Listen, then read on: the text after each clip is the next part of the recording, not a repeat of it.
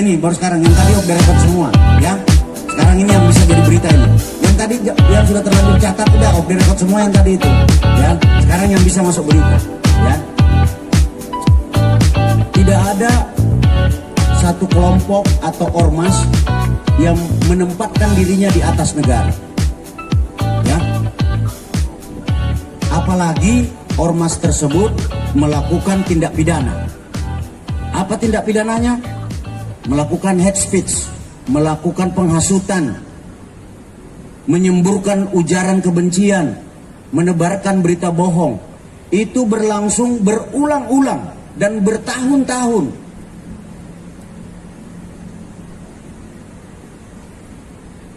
Di samping ini merupakan tindak pidana, ini juga dapat merusak rasa nyaman masyarakat. Ya. Dapat merobek-robek kebinekaan kita. Ya.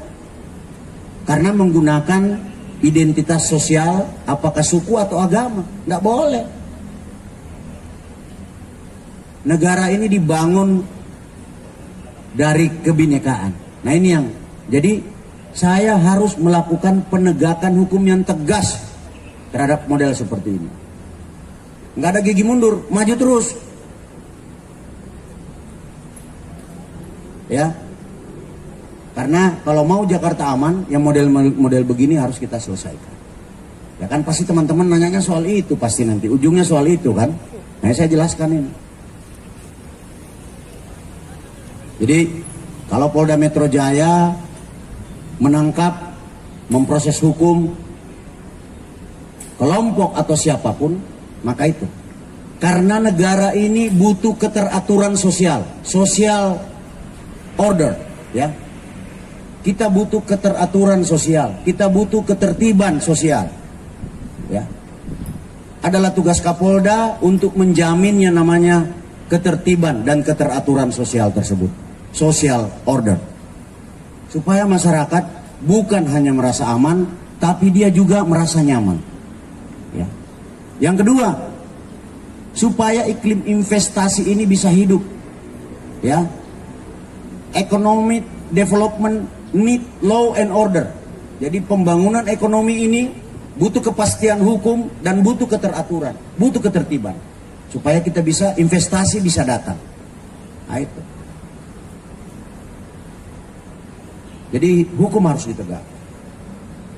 Yang berikutnya yang teman-teman harus pahami, yang namanya kenapa kerumunan ini harus ditegakkan hukumnya. Saya memberi contoh sederhana, ya.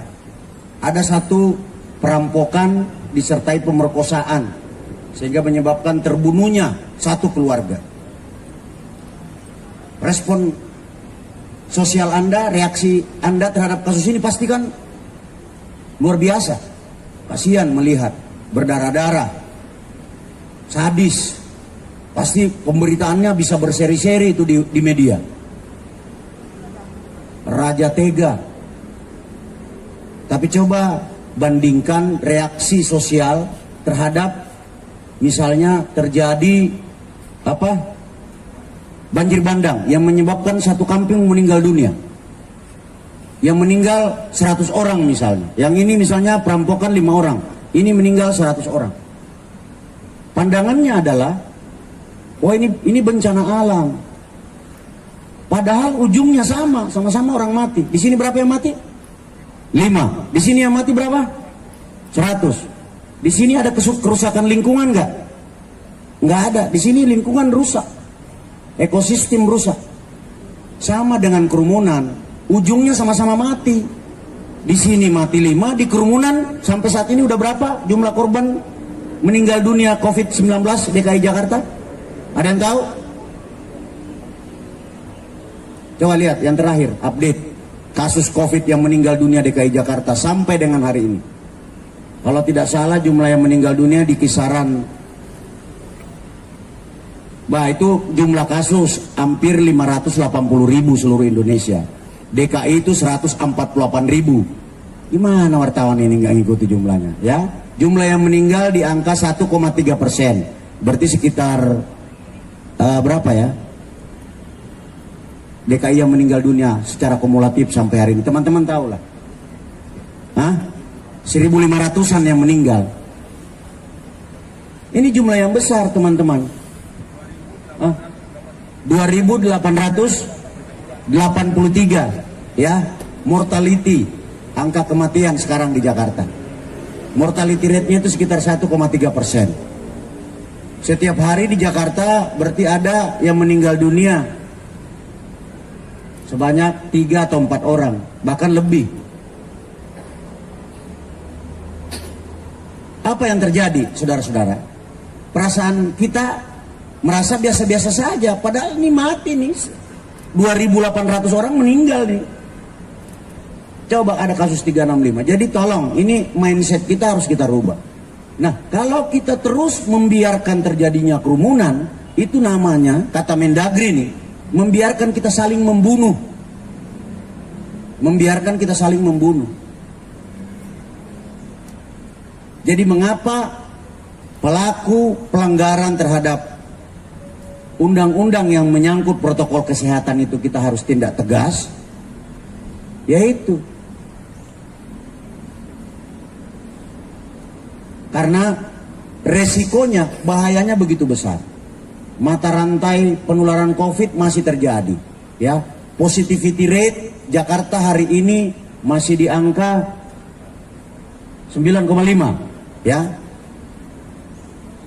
Jadi kalau kita mengambil sampling 1.000 orang atau 100 orang, maka masih ada 9,5% yang kemungkinan besar positif. Saya belum tahu rate of transmission Jakarta hari ini berapa. Apakah di bawah 0, di bawah 1 atau masih di atas 1. Ya, kemarin sih saya lihat masih di atas 1. Artinya kemungkinan terjadinya penularan itu masih ada.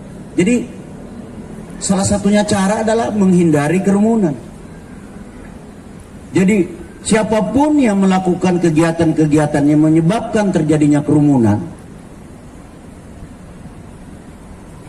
yang menjadi temannya COVID ini, sehingga kemudian terjadi penularan, yang dapat menyebabkan korban, baik keselamatan jiwa maupun korban fisik karena sakit, kerugian material, ya harus kita tindak. Ya. Mungkin teman-teman merasakan, sudah ada saudaranya, teman dekatnya, teman SMA-nya yang meninggal dunia karena COVID. Saya barusan saja semalam, saya punya kiai di Jawa Timur meninggal dunia karena COVID. Saya dekat, sering komunikasi. Salah satu bus muda pengasuh pondok pesantren di Probolinggo, di Paiton, meninggal dunia karena COVID. Baru kemarin. Jadi COVID ini udah dekat, udah ada di lingkungan kita. Ada namanya klaster keluarga dan ada namanya klaster perkantoran. Hati-hati makanya teman-teman di balai ini. Itu. Jadi itu teman-teman. Mengapa kita harus perang melawan kerumunan? Mengapa kita harus perang melawan yang namanya pelaku-pelaku hate speech? Ya. Jakarta ini harus aman. Jakarta ini harus sehat. Itu saya punya visi, ya. Jadi tolong bantu saya teman-teman untuk membangun Jakarta yang aman dan Jakarta yang sehat. Kalau Jakarta aman, Jakarta sehat, insya Allah Indonesia kuat. Itu. Ya, supaya prasyarat terjadinya pertumbuhan ekonomi. Ya. Biar presiden dan pemerintah fokus menjalankan roda pemerintahan untuk membawa kita lebih maju, untuk menjaga kita dan membawa kita keluar dari pandemi COVID-19. Jadi itu, Polda Metro Jaya murni melakukan penegakan hukum. Siapapun yang melakukan tindak pidana yang mengganggu social order ini, pasti kami tindak. Ya. Perangai-perangai seperti ini kan, tabiat-tabiat seperti ini kan sudah lama masyarakat minta dihilangkan. Saya kasih contoh, di RW Anda, di kampung Anda ada preman. Udah preman dia, bandar narkoba dia, terus sewenang-wenang sama masyarakat di kampung itu. Terus polisinya tidak berdaya, aparat keamanannya tidak berdaya, masyarakat juga takut, tidak berani melawan, karena preman ini merasa dirinya di atas daripada masyarakat itu, di atas hukum yang berlaku di masyarakat situ. Bagaimana perasaan Anda kira-kira? Pastikan mau teriak tapi takut nanti datang kita dianiaya, takut nanti datang kita dikeroyok, takut nanti datang keluarga kita diganggu, diancam. Tiba-tiba ada sosok satu orang namanya Gajah Mada datang, kemudian berantem sama ini preman ini terbunuh. Kira-kira masyarakat ini senang nggak? Pasti senang, terbebas dari narkoba, terbebas dari premanisme, terbebas dari caci maki, hate speech yang dilakukan oleh preman kampung ini. Nah,